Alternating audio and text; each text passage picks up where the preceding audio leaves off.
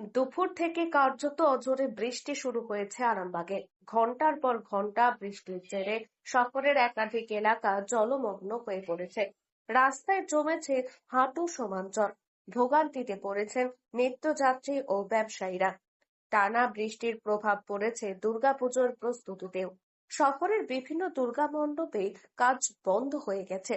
কাঠামো বানানো থেকে শুরু করে প্রতিমার সাজসজ্জা সবই আটকে আছে বৃষ্টির কারণে। শুধু তাই নয়, চলমান রাস্তার মেরামতির কাজও মাঝপথে থেমে গেছে। আবহাওয়া দপ্তরের পূর্বাভাস, আগামী আরো কয়েক ঘন্টা ভারী বৃষ্টি চলতে পারে। ফলে সাধারণ মানুষের দুর্ভোগ আরো বাড়তে পারে বলে আশঙ্কা করা হচ্ছে। প্যান্ডেলের কাজে এসেছি, বৃষ্টিতে কাজ হচ্ছে না। সমস্যাটা কি হচ্ছে? বৃষ্টিতে কাজ করতে পারছি না। এখন মণ্ডপের কি অবস্থা? মণ্ডপে জল ঢুকে গেছে। আপনার নাম? বিদ্যুৎ।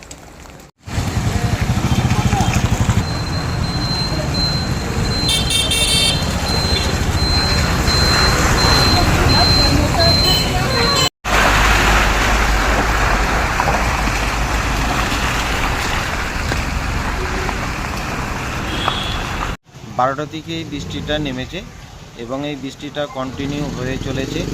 এতে করে মানুষের মধ্যে একটা সমস্যা দেখা দিয়েছে। বিশেষ করে যারা ছাত্রছাত্রী আছে তারা স্কুলে গেছে, স্কুল থেকে বাড়ি ফিরতে পারছে না।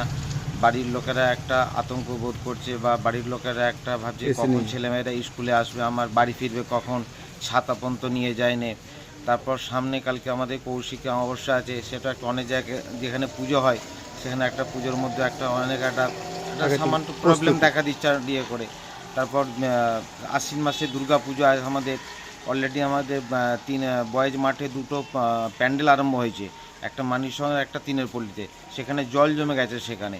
তার ফলে কি হচ্ছে, মূলত কাজের একটা ব্যাঘাত ঘটছে একটা ইয়ে করে। এই রকম পরিস্থিতির মধ্যে দিয়ে এরকম হলে মানুষের মধ্যে একটা অন্যরকম পরিবেশ সৃষ্টি হচ্ছে একটা, এই যে মানে অস্বস্তিকর পরিস্থিতি একটা। এবং এই বৃষ্টি হলে কারোর ভালো লাগছে না। একদিক দিয়ে চাষের পক্ষে এটা খুব ভালো হচ্ছে, একদিকে এটা, কিন্তু এটা মানুষের পক্ষে একটা অস্বস্তিকর পরিস্থিতি একটা মানুষের পক্ষে। আপনার নাম? আমার নাম কাশীনাথ মুখার্জি।